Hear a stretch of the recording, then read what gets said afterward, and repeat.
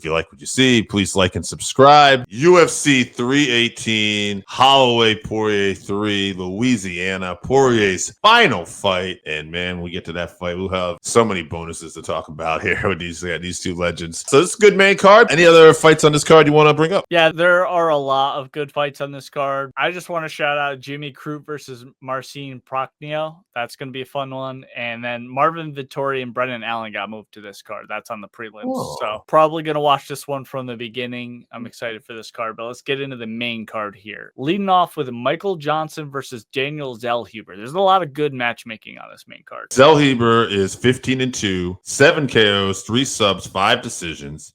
He's had fight of the night twice, performance of the night once. He's 3-2 in the UFC, coming off a loss. He's never been finished, though, so that's always interesting. Michael Johnson, this is a guy that's been around forever. 23-19, 10 KOs, 2 subs, 11 decisions. Fight of the night 3 times, performance of the night twice. He's been in the UFC since 2010, so 15 years in the UFC. You know, you look at that record, but he's on a 2-fight win streak right now. He's won 3 out of his last 4. He's very capable. He's a veteran. I'm gonna go with Michael Johnson here. I think I won't be surprised either way. I think this is good matchmaking. Be interesting even fight. He is getting older, but I'll go with the veteran here and see if he can make it 3 in a row. Decision though. Yeah, Zellhuber's last fight, if you remember, was that fight of the year at UFC Noche versus Esteban Ribovic. Yep. Super fun fight, but that was over a year ago now, or almost a year ago now. So Johnson, like you said, he's been up and down, but he remains super dangerous. It's tough to count him out, but I think that Zellhuber's going to get this one done. I think he's got crisper striking, although Michael Johnson has great striking. I think Zellhuber's going to be a little bit more defensively sound after that Ribovic fight. So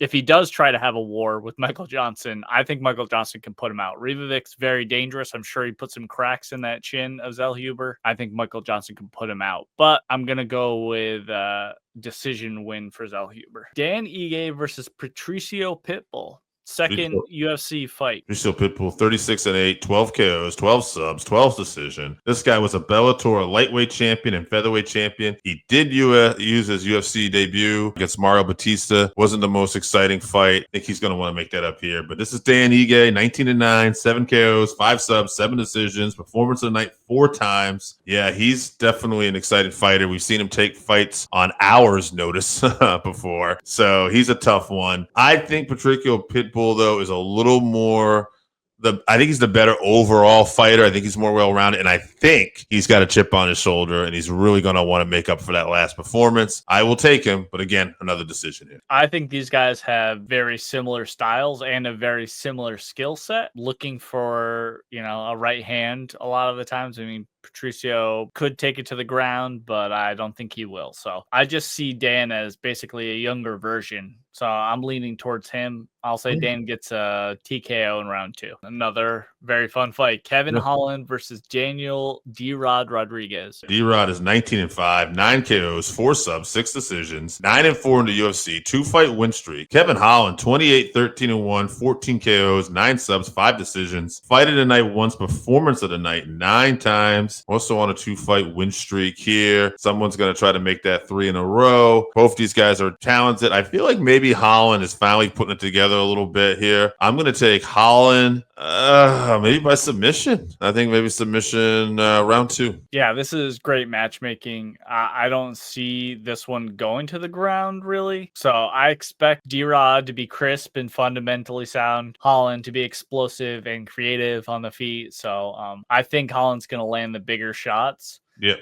But I don't see D-Rod being finished. So I'll pick Holland by decision. Okay. I think it's going to be a fun fight. Yeah, I'm going to clarify. So what I'm picturing is, I'm not saying we're going to see a lot of grappling. I think Holland is going to get the better of a slugfest, and I picture him going for a choke or something. Maybe a guillotine. Like in a clinch or something like that. Yeah, something like that. We'll see what happens. Paulo Costa versus Roman Kopylov. Kopylov, 14-3, 12 KOs, 2 decisions. He's 6-3 in the UFC. He's coming off a head kick TKO win over Chris Curtis, probably his biggest victory in the UFC. Mm-hmm. And now he's taking on Paulo Costa, who's 14-3, 11 KOs, 1 subs, 2 decisions. Performance of the night twice here. The thing about fight of the night twice as well. The thing about Costa, inactivity. All right, this last fight was 2024. Last fight before that was 2022. Before that is 2021. Before that is 2020. And then it goes on like 2019. It's just a lot. Like, the guy was basically fighting once a year and then took a couple of years off. I don't like that.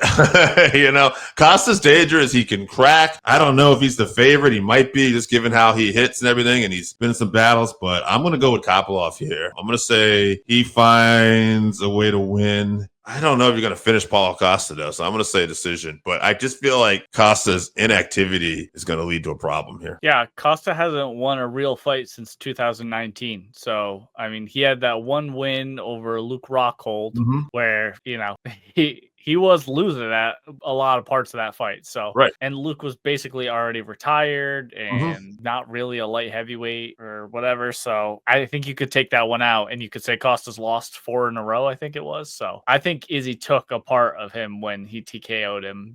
He was undefeated up until that point and he just has not looked the same. So Costa has the power to win against anyone, but he needs to have the confidence to throw. I think he's just really not been throwing. He's too timid in there, waiting for that perfect shot instead of, putting the pressure on guys. So if he isn't the one applying pressure and throwing first, then Kopylov will just pick him apart on the feet, I think. So I think that's the safer bet. So I'm going to pick Roman by decision. I'm hoping, I'm not the biggest Costa fan, but he did used to be an exciting fighter. So I'm hoping he can, get it going again. I think we're in agreement here. I picked Roman by decision as well, but I also would not be bummed out if Costa can put on a decent performance and add some life. But boy, I'd like to see him fight a little bit more.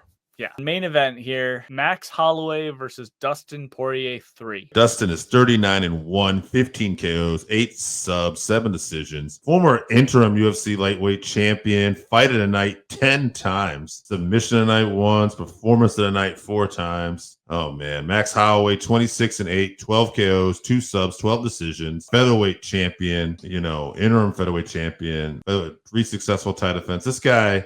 BMF champion. EMF champion currently, knockout of the night 1 time, fight of the night 7 times, performance of the night 5 times, like just so many bonuses between these guys. You're guaranteed an exciting fight pretty much here. Poirier's 2-0 against Max. One of those fights was, I think, Max's first fight in the UFC. Poirier was able to submit him. That was a very young Max Holloway, young Poirier, and boy, Max has really changed the game. Now they met again at lightweight, and Poirier had the more effective punches that night. He won by decision, kind of knocked Max around a little bit, but Max actually had higher volume punches in that fight, and Max just was a lot smaller, and I think Dustin put on the more exciting fight that night, and he won. Good reason. So I say all that because I was looking online the other day, and Michael Bisping had posted something on his YouTube, like, who do you guys think are going to win? And I think like 59% at the time was saying Dustin. And I love Dustin. I love Holloway, but I just feel like when I look at the performances, with the exception of the last fight against Ilya, Holloway, he looked really good against Justin Gaethje. And I think lightweight is a very good division for him. I think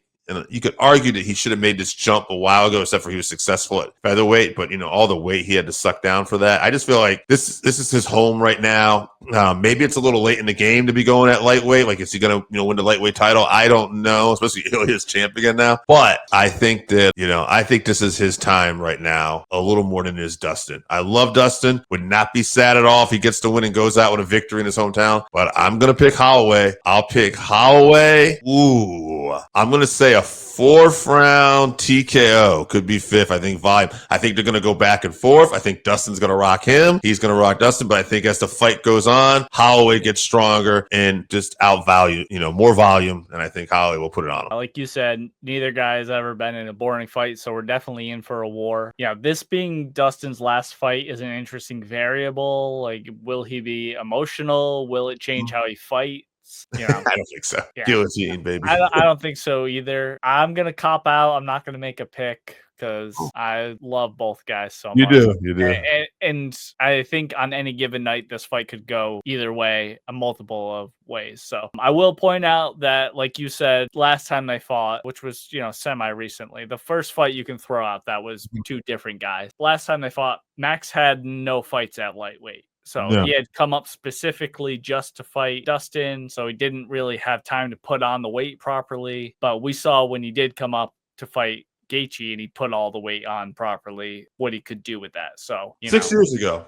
It was Yeah. 6 years ago still. So, I mean, Yeah, that's a long time when you're the age that Dustin is. Max is still relatively young, even though he's got a lot of miles on him. He's only like 31 or something. we hadn't seen that, though, till his very last fight. And so that's the next factor, too. Did Ilya start something here with that knockout? Is this going to be the time? Because there was a war with Gaethje before that, too, where, even though Max was winning that fight and laid him out, Gaethje knocked him down. That was the first time he had gotten knocked down, and they didn't call it a knockdown, but Max said, no, he knocked me down. He got me. So it is interesting to know that, too. Knowing that, who knows? Maybe Dustin is just Mr. I don't want to say lucky because he's talented, but maybe he fights Max at the right times, right? First time at lightweight, boo, first fight in the UFC, and now finally, like right when Max that chin starts to fade, Dustin will get him. I don't know. You look at a common opponent like Justin Gaethje. Poirier's finished him. He's also gotten knocked out by him. Holloway's only fought him once, and that was a competitive fight until the very end when they decided to say the hell with it. Here's an interesting one. Do you think if we get to the 5th round and it's those final seconds, do you think we get the point? Yes, absolutely. Yeah. I do too. Oh my God. I would go nuts because, there's nobody that you want to be in that phone booth throwing punches with less than Dustin Poirier. Nobody is better in that situation than Dustin Poirier. Max will wing them in there and he doesn't care if he's getting hit. Dustin will be dodging all those and landing strong. So I hope for Max's sake it doesn't get to that point, but I do think if it gets to we will see that 24 minutes and 50 seconds, we'll see the point down for sure. And I bet they both do it. For sure. I for sure see that happening. Yeah.